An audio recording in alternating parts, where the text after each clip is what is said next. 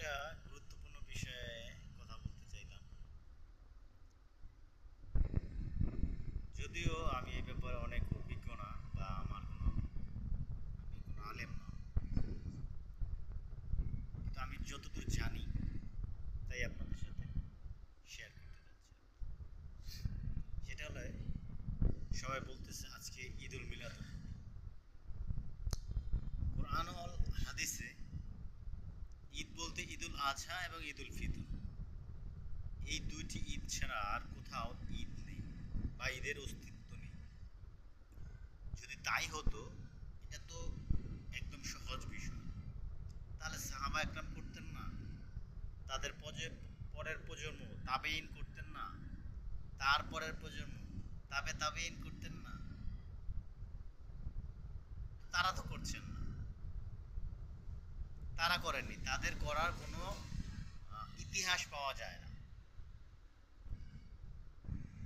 তো আমাদের আমাদের মানে তাদের ঠিক আমরা বেশি দিনদার হয়ে গেলাম?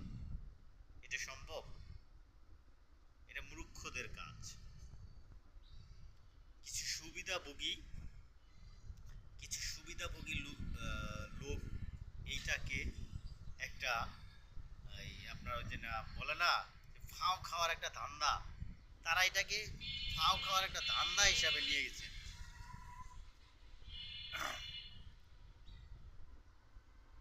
হাদিস অনুযায়ী, আমার হয়তোবা ভুল হতে পারে কথাটায়, আল্লাহ মাফ করবেন, যে এরকম আসছে যে তোমাদের এবাদত ইহুদি খ্রিস্টানদের সাথে যাতে না মিলে। তো আপনি যেটা করছেন, এটা কি হচ্ছে? এটা তো ইহুদি খ্রিস্টানদের থেকে নেয় একটা আমল আপনি নিচ্ছেন।